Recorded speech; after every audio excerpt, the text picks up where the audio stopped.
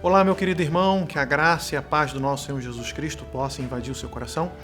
Nós vamos dar continuidade a mais uma série de devocionais e dando continuidade também ao tema, é tempo de retornar. Então, estamos retomando as nossas atividades dominicais, semanais, aqui na igreja e com muita alegria queremos desafiá-los com este tema para que você possa voltar com toda a garra, com todo o fervor, com toda a adoração, com todo o respeito, com toda a devoção ao nome do nosso Deus. Venha conosco.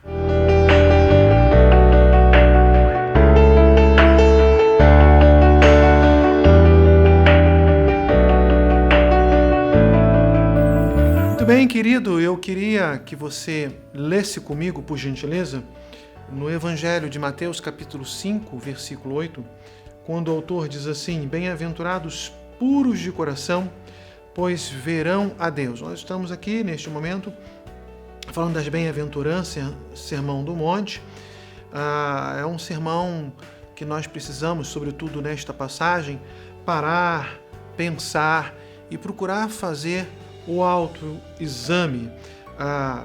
Pastor Ivênio, no seu livro, que tem por título A Alma Nua, quando trata deste versículo, ele fala a seguinte expressão: este princípio trata das motivações. É limpo de coração quem tem motivações corretas, não havendo ambiguidade entre as suas motivações e as suas ações. Portanto, este princípio trata da relação entre o ser e o fazer. Eu o denomino princípio da integridade, diz o pastor Ivênio, por tratar-se da inteireza do ser.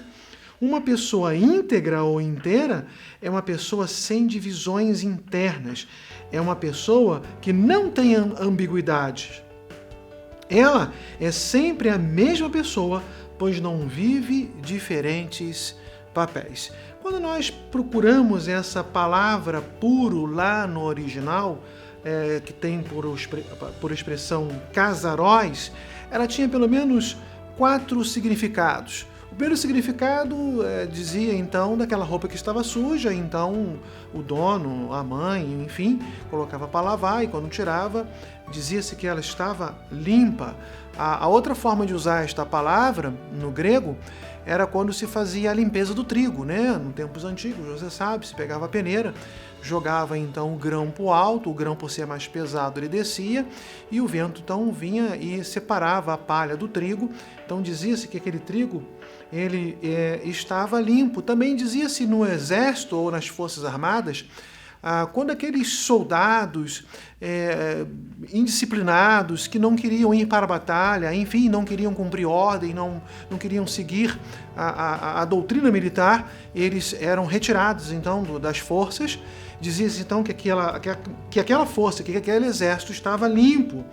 E por último, é quando naqueles tempos antigos, na época de Jesus, quando o leite ou, sobretudo, o vinho não era misturado à água, não era adicionado à água, ele era um vinho puro, era um leite puro, sem mistura, não era adulterado. Então essas eram as formas de se dizer, de levar em consideração a palavra casaróis lá no grego.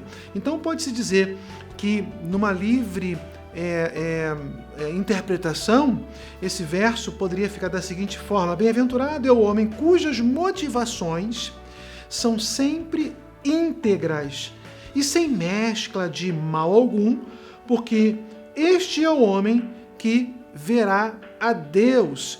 Então nós precisamos fazer este autoexame, nós precisamos fazer esta análise, olhar para o nosso íntimo, olhar para os nossos corações e ver se tem alguma coisa que nos atrapalha de ter esta melhor comunhão com Deus, uma vida que muitas vezes acaba sendo infrutífera, tem alguma coisa impura e ela precisa passar por este casarós, precisa passar por esta limpeza para que possamos nos apresentar íntegros, puros, de corações puros diante de Deus, para termos condições de ver a Deus.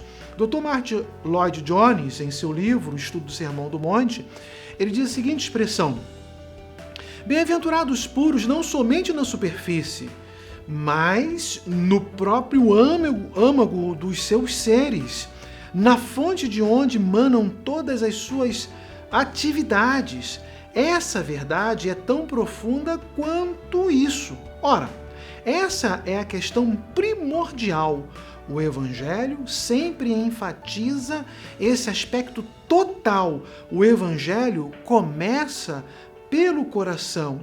Jesus prosseguiu dizendo, então, que os puros de coração, eles verão a Deus. E se ver a Deus aqui não significa as questões de visões espirituais, mas percepções das ações de Deus no nosso meio, né? Ter aquela clareza de espírito para que possamos reconhecer os caminhos e as direções do Espírito Santo nas nossas vidas. Conseguiremos isso quando então alcançarmos esse coração puro, essa pureza de coração.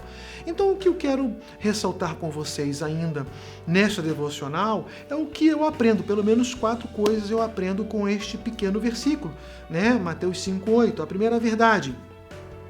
A vontade de servir, nós temos vontade de servir a outros ou o desejo de receber uma retribuição?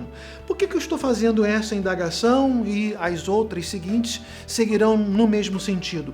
Porque nós precisamos olhar para o nosso íntimo, olhar para o nosso coração, ver se realmente quando nós saímos para fazer a obra de Deus, se nós estamos saindo com aquele desejo de servir, de amar, de cumprir o Evangelho de Jesus Cristo na inteireza de todo ele, ou nós estamos ali querendo um tapinha nas costas, uma palavra de elogio, um louro na cabeça, né? É uma questão que nós precisamos pensar e avaliar com esta devocional que eu estou trazendo para você. Provérbios 4, versículo 23, afirma o seguinte: sobre tudo o que se deve guardar, guarda o teu coração, porque dele procedem as fontes da vida. É do íntimo do coração que saem as coisas boas, mas que muitas vezes também saem aquelas coisas que são enganosas, que muitas vezes nós não fazemos nada para abençoar vidas, mas porque queremos palavras elogiosas a nosso respeito.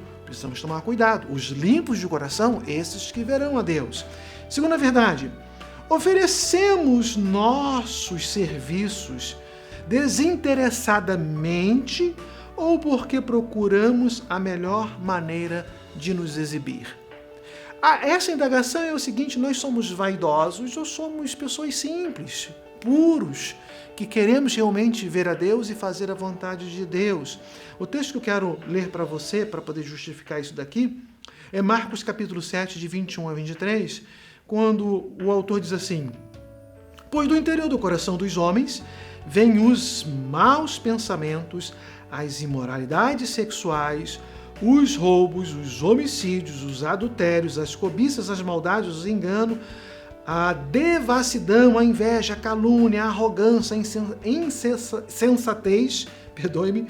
Todos esses males vêm de dentro e tornam o homem impuro. É por isso que este versículo ele nos chama a um autoexame, porque quando nós estamos com o coração impuro, todas essas coisas acabam sobressaltando nas nossas vidas.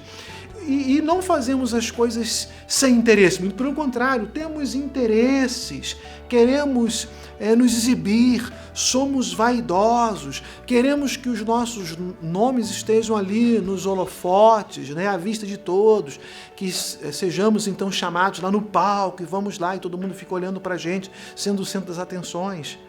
Mas isso não é ser limpo de coração.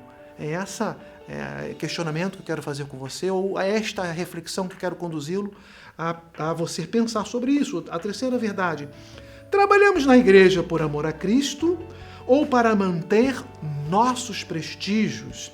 Jeremias capítulo 17, versículo 9, o autor diz assim: o coração é mais enganoso que qualquer outra coisa e a sua doença é incurável. Quem é capaz de compreendê-lo?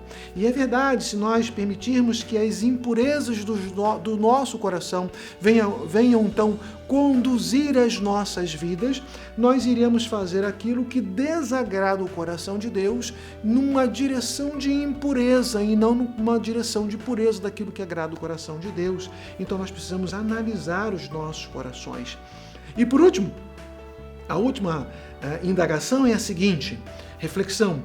Nossa fidelidade na assistência ao culto dominical parte do desejo de ir ao encontro de Deus, eu vou ao culto dominical porque eu quero me encontrar com Deus e adorá-lo, ou é simplesmente um cumprimento de um costume ou a forma de obter a mais convencional das respeitabilidades? Olha, você está vindo aqui, que bom, né? As pessoas olham assim, olha, você é um crente consagrado, porque você vem todos os domingos, manhã, noite, quarta-feira, aos cultos. Bom, é importante, claro que é importante virmos, por isso que nós estamos com essa temática, tempo de retornar.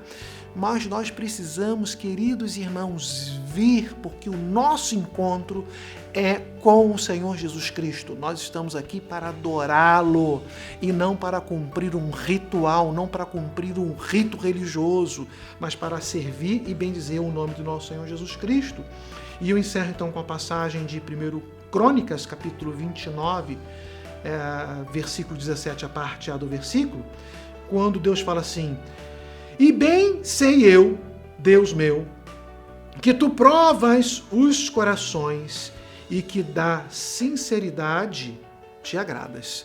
Deus prova os corações e Ele se agrada da sinceridade. Nesse tempo de retornar, que você possa pensar num coração puro, porque são os corações puros que verão a Deus. Eu quero orar pela sua vida. Pai bendito, Pai amoroso, nessa semana de devocional, todos aqueles que nos acompanharão, que possam receber a bênção do Senhor, não só para a semana, mas para todo o mês, para toda a sua vida. Conduza-o poderosamente, que possamos fazer essa reflexão de olhar para os nossos corações, o nosso íntimo, verificar se há alguma coisa impura, retirar, porque os puros de coração verão a Deus. Assim oramos, no nome de Jesus. Amém. Que Deus abençoe a sua vida, meu querido irmão.